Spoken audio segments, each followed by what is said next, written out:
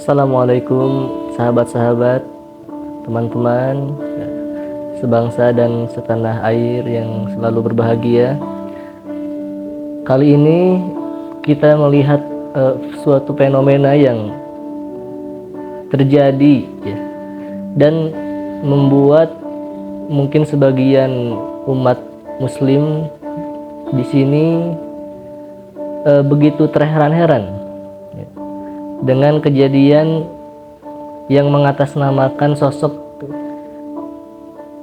yang dikenal sebagai tokoh agama, seorang pendiri pondok pesantren yang masih sampai sekarang ya memimpin suatu pondok pesantren yang dinamakan Al Zaitun ya. Sosok tersebut bernama Panji Gumilang. Baru saja kita atau kami menyaksikan, memperhatikan dan melihat sebuah wawancara yang dilakukan oleh salah satu stasiun televisi, di mana menghadirkan Pak Panji Gumilang ini. Kami melihat gitu ya, dalam kacamata agama tentunya, bagaimana cara atau pemikiran dari seorang Panji Gumilang ini ya, yang kemudian melahirkan tindakan-tindakan ya, yang sebetulnya melenceng dari ajaran Islam yang murni gitu. Ya, beliau mendasarkan pendapatnya itu dengan akal semata ya, tanpa sedikit pun mendasarkan dari dalil-dalil baik itu Al-Quran, Sunnah, Ijma maupun Qiyas ya. Padahal di dalam Islam sendiri ya, ketika kita ingin menentukan suatu hukum ya, kita harus kembali kepada dalil-dalil yang sahih ya, atau pendapat-pendapat ulama yang kuat. Sedangkan Pak Panji Gumilang ini mendasarkan dalil-dalilnya itu kepada akal pikirannya semata ya, beliau mengatakan bahwa ini adalah hak asasi ya, dari seorang manusia untuk berpikir ya. Hak asasi untuk berpikir itu boleh-boleh saja dalam konteks di luar keagamaan, namun dalam agama tentu kita harus kembali kepada dalil-dalil yang ada, Al-Quran, Sunnah ya. Meskipun dalam sebagian kita diperbolehkan untuk berpikir tentunya ya, dalam bertafakur, untuk merenungkan ayat-ayat Allah ya, atau merenungkan ajaran-ajaran, pesan-pesan dari hadis dari para ulama. Namun tidak semuanya harus didasari oleh akal semata gitu. Salah satu yang kita lihat, salah satu contohnya dalam sholat, dalam shaf sholat. Shaf dalam sholat sudah ada aturannya, aturan bakunya di dalam sunnah ya. Rasulullah SAW pernah bersabda ya, khairu sufufir rijal awwaluha wa syarruha akhiruha.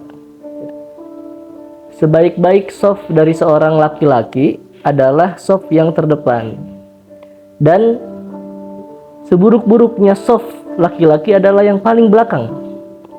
Sedangkan wa khairu sufufin nisa akhiruha wa syarruha awwaluha.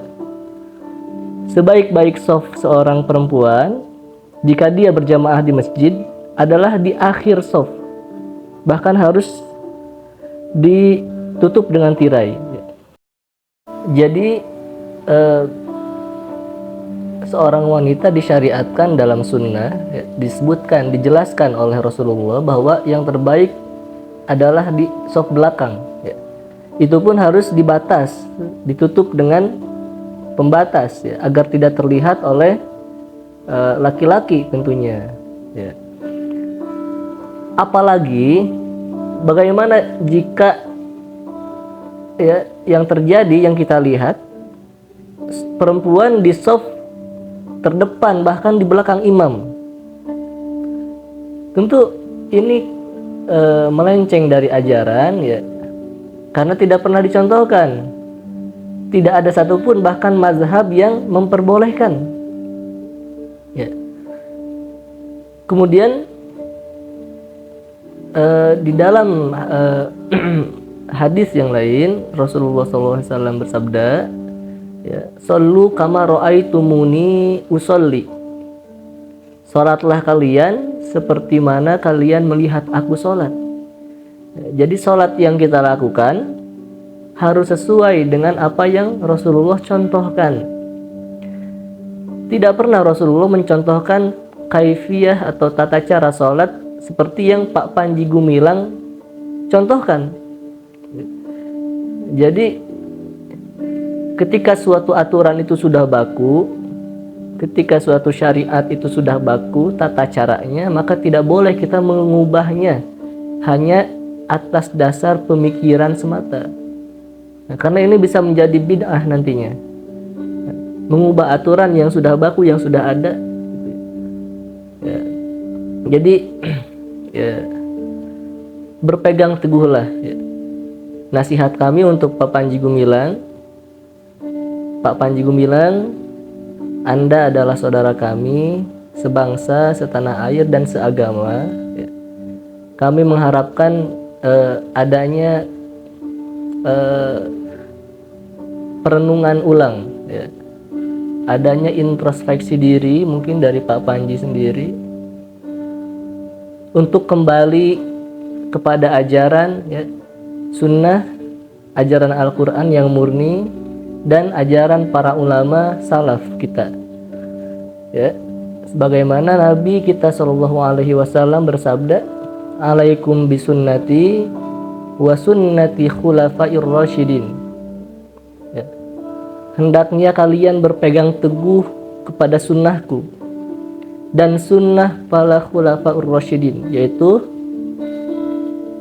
Abu Bakar As-Siddiq, Umar bin Khattab, Utsman bin Affan, dan Ali bin Abi Thalib. Barangkali demikian yang bisa kami sampaikan untuk reaction kali ini. Mudah-mudahan terdengar atau didengar oleh Pak Panji Gumilang secara khususnya gitu. Dan mudah-mudahan beliau mau memikirkannya gitu. Sebagaimana yang beliau sendiri katakan bahwa kita harus berpikir ya, mudah-mudahan beliau juga memikirkan penyampaian ini ya. Amin ya rabbal alamin.